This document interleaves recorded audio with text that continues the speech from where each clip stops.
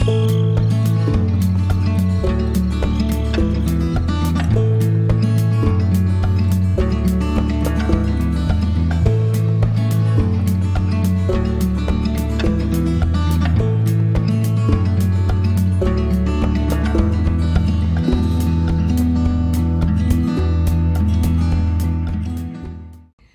To curries and stories.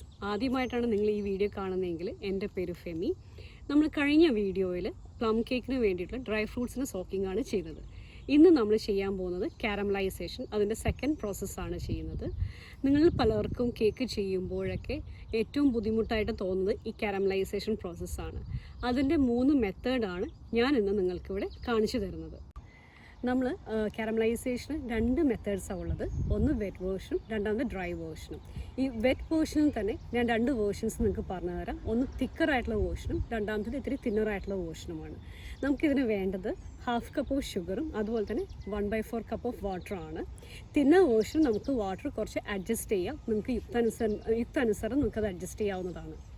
നമ്മൾ സാധാരണ caramelisation ചെയ്യുമ്പോൾ കാരമലൈസേഷൻ വെച്ച് സോസും ചെയ്യാറുണ്ട്. ഞാനിപ്പോൾ ഈ വീഡിയോയിൽ അത് ഉൾപ്പെടുത്തിയിട്ടില്ല. നമ്മളിപ്പോൾ കേക്കിന് വേണ്ടിയിട്ടുള്ള കാരമലൈസേഷനാണ് ഞാൻ നിങ്ങളെ കാണിക്കുന്നത്. ഇപ്പോൾ ഞാനിവിടെ ചെയ്ത് വെച്ചേക്കുന്നത് വെറ്റ് വേർഷനിൽ 2 മെത്തേഡും യൂസ് ചെയ്തേക്കുന്ന കാരമലൈസേഷനാണ്. ഇതാണ് തിക്കർ വേർഷൻ. ഇതങ്ങനെ ഒത്തിരി മൂവ് ചെയ്യത്തില്ല. നമ്മൾ വെച്ച് കൊടുത്ത പാത്രത്തിൽ വെച്ച് കഴിഞ്ഞാൽ അത് അവിടെ ഇരുന്നോളും.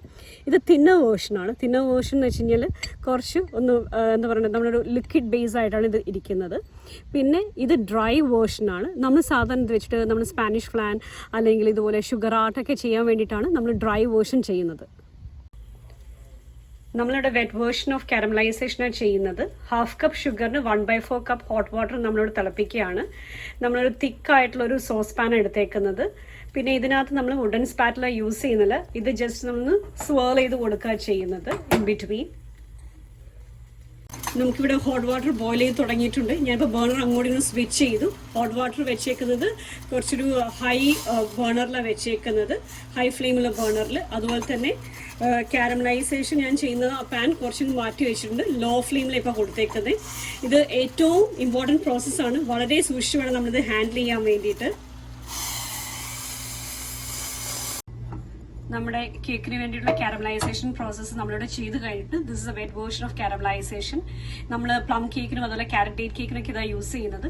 അപ്പം നിങ്ങൾ ശ്രദ്ധിച്ച തരത്തിൽ ഞാനൊരു ഫ്രണ്ട് ബേണറിന് ബാക്ക് ബേണറിലേക്ക് എടുത്ത് വെച്ചായിരുന്നു. കാരണം വെച്ച് കഴിഞ്ഞാൽ ചൂടുവെള്ളം ഒഴിക്കുന്ന സമയത്ത് ഞാനിങ്ങനെ മാറ്റി വെച്ചത്. അപ്പോൾ നമുക്ക് സേഫായിട്ട് ഹാൻഡിൽ ചെയ്യാം. പിന്നെ നമുക്ക് കാരമലൈസേഷൻ ചെയ്യുന്ന പ്രോസസ്സിനകത്ത് ഇത് ഗോൾഡൻ ആംബർ കളറിൽ നിന്ന് ഡാർക്ക് കളറിലേക്ക് ഇത് ചേഞ്ച് ചെയ്തു. അപ്പോഴാണ് ആ ടെക്സ്ചറിൽ നമുക്കറിയാം അത് തിളച്ച് വന്നപ്പോഴാണ്, ആ ഒരു കളറിലേക്ക് വന്നപ്പോഴാണ് ഞാൻ ഈ ചൂടുവെള്ളം ഒഴിച്ചത്. വെറ്റ് വേർഷൻ ഓഫ് കാരമലൈസേഷന്റെ സെക്കൻഡ് മെത്തേഡ് ഇവിടെ കാണിക്കുന്നത് 1/2 കപ്പ് ഓഫ് ഷുഗർ ആയിരുന്നു എടുത്തേക്കുന്നത്. ഈ 1/2 കപ്പ് നമ്മളിപ്പോൾ കാരമലൈസ് ചെയ്യാൻ പോവാണ്. ഈ ഒരു കൺസിസ്റ്റൻസി എത്തണ വരെ ഞാൻ ഈ ഒരു വുഡൻ സ്പാറ്റില യൂസ് ചെയ്തിട്ടുണ്ട്. കൺസിസ്റ്റൻസി നിങ്ങൾ കണ്ടു കാണുമല്ലോ. ഈ ഒരു മെത്തേഡിൽ ഞാൻ ആക്ച്വലി ഇപ്പോൾ സ്റ്റൗ ടേൺ ഓഫ് ചെയ്യുക ചെയ്യുന്നത്. അതേസമയം നമ്മൾ മെത്തേഡ് 1 നമ്മൾ ചെയ്തപ്പോൾ 1/2 കപ്പ് ഓഫ് ഷുഗറിൽ 1/4 കപ്പ് ഓഫ് ഹോട്ട് വാട്ടർ നമ്മൾ ഈ സമയത്താണ് ഒഴിക്കുന്നത്. നമ്മുടെ കാരമൽ ഇപ്പോൾ ക്രിസ്റ്റലൈസ് ആയിട്ടുണ്ട്. ഏകദേശം ഒരു 10 to 15 മിനിറ്റ്സ് റെസ്റ്റ് ചെയ്താൽ മതിയാവും ഇങ്ങനൊരു ക്രിസ്റ്റലൈസ് ചെയ്ത് കിട്ടാനായിട്ട്. ചൂട് ഫുള്ള് പോയിട്ടുണ്ട്. അപ്പോൾ നമ്മൾ ഇങ്ങനെ സ്ക്രാച്ച് ചെയ്യുമ്പോൾ അറിയാം കംപ്ലീറ്റ്ലി ഇത് ക്രിസ്റ്റലൈസ് ആയിട്ടുണ്ടെന്നത്. ഇനി നമ്മൾ ഇതിനകത്തേക്ക് നോർമൽ റൂം ടെമ്പറേച്ചറിലുള്ള വാട്ടർ നമ്മളിപ്പോൾ ഒഴിക്കാൻ പോവുകയാണ്. 1/4 കപ്പിനെ ഒഴിക്കുന്നതിനകത്തേക്ക് ഈ പതുക്കെ നമ്മൾ ഗ്യാസ് നമ്മൾ ലോ ഫ്ലെയിം ആക്കി കൊടുക്കുക. സമയത്ത് നമ്മൾ വുഡൻ സ്പാറ്റില യൂസ് ചെയ്യേണ്ട ആവശ്യമില്ല. ജസ്റ്റ് ഒന്ന് സ്വേർൽ ചെയ്ത് കൊടുത്താൽ മതി. ഇതിൻ്റെ പ്രോസസ്സ് നടക്കുന്നുണ്ട്. നമുക്കിവിടെ ഈ കാരമലൈസേഷനായി കിട്ടിയിട്ടുണ്ട്. ഇത് കുറച്ചും കൂടി നമുക്ക് തിന്നായിട്ട് തോന്നേ. നമുക്കിതിൻ്റെ ഒരു പരുവം കുറച്ചും കൂടി ഇത്തിരി ലൂസായിട്ട് നമുക്ക് തോന്നും. ഈ വെള്ളം എന്ന് പറയുമ്പോൾ 1/4 കപ്പ് അല്ലെങ്കിൽ 1/3 കപ്പ് ഒഴിച്ചാൽ നമുക്കിത് കുഴപ്പമില്ല.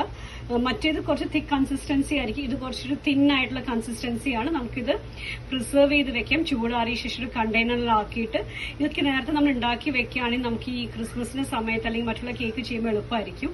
ഇനി രണ്ടാമത്തെ കാരമലൈസേഷൻ മെത്തേഡാണ് ഡ്രൈ വേർഷൻ.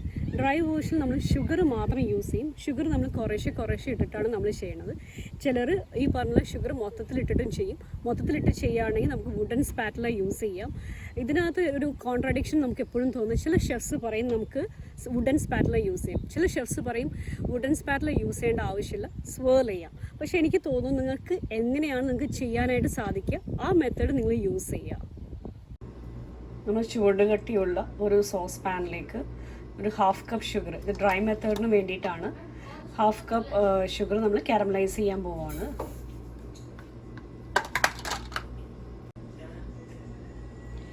ഈ മെത്തേഡിൽ പഞ്ചസാര നമുക്ക് ഫുൾ ഇടാം, എന്നിട്ട് നല്ലപോലെ സ്റ്റിർ ചെയ്ത് കൊടുക്കാം. അതല്ലാന്നുണ്ടെങ്കിൽ കുറേശ്ശെ പഞ്ചസാര ഇട്ട് കൊടുക്കാം.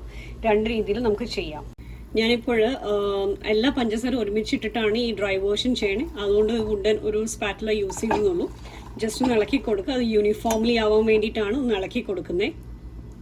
ഡ്രൈ വേർഷനിലെ കാരമലൈസേഷൻ നമുക്ക് റെഡി ആയിട്ടുണ്ട്. നോർമലി നമ്മൾ പുഡിങ്ങൊക്കെ ഉണ്ടാക്കാൻ വേണ്ടിയിട്ടും അതുപോലെ തന്നെ നമുക്ക് ഷുഗർ വെച്ചിട്ടുള്ള ഡിസൈൻസ് ചെയ്യാൻ വേണ്ടിയിട്ട് യൂസ് ചെയ്യാവുന്നതാണ് ഈ ഡ്രൈ വേർഷൻ. ഞാനിപ്പോൾ കാരമൽ നമ്മുടെ റാംകിനിലേക്ക് സ്പ്രെഡ് ഔട്ട് ചെയ്യാണ്. ഞാനിവിടെ വെറ്റ് വേർഷൻ്റെ കാരമലൈസേഷൻ ചെയ്ത് വെച്ചേക്കുന്നത് ഈ ജാറിലാണ്. നമുക്കിതിനൊരു ഹണി അല്ലെങ്കിൽ മേപ്പിൾ സിറപ്പിൻ്റെ ഒരു കൺസിസ്റ്റൻസിയാണ് വേണ്ടത്. ഇത് ഡ്രൈ വേർഷൻ ആണ്. നമുക്കിത് ചെയ്യുന്നത് സ്പാനിഷ് ഫ്ലാൻ ഉണ്ടാക്കാൻ വേണ്ടിയിട്ടാണ്. ഞാനൊരു റാമക്കിനിലാണ് ഞാനത് സ്പ്രെഡ് ഔട്ട് ചെയ്ത് വെച്ചേക്കുന്നത്. പിന്നെ നമ്മുടെ വീടുകളിൽ ഇത് ചെയ്യുമ്പോൾ ശ്രദ്ധിക്കേണ്ട ഒരു കാര്യം, വെൻ ഫാൻ ഓൺ ചെയ്തിട്ട് വേണം, അതായത് പ്രത്യേകിച്ച് ഫയർ അലാം ഒക്കെയുള്ള വീടുകളിലാണെങ്കിൽ വെൻ ഫാൻ ഓൺ ചെയ്തിട്ട് വേണം ഈ പ്രിപ്പറേഷൻ ചെയ്യാനായിട്ട്.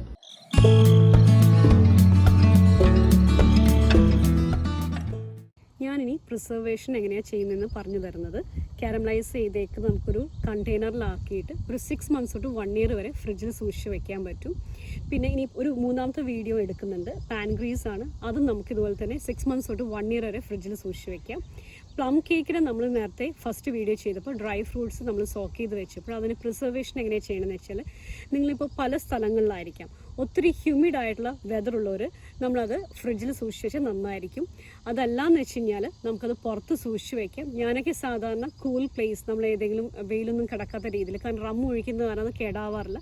വൈൻ ഒഴിക്കുകയാണെങ്കിൽ ഒരു പക്ഷേ നമ്മൾ വീട്ടിലുണ്ടാക്കുന്ന വൈനാണെങ്കിൽ ചിലപ്പോൾ അത് കേടാൻ സാധ്യതയുണ്ട്. പിന്നെ അതുപോലെ തന്നെ ഫ്രൂട്ട് ജ്യൂസ് ഒഴിക്കുന്നവരും ഇതുപോലെ ഫ്രിഡ്ജിൽ സൂക്ഷിച്ച് വെച്ചാൽ നന്നായിരിക്കും.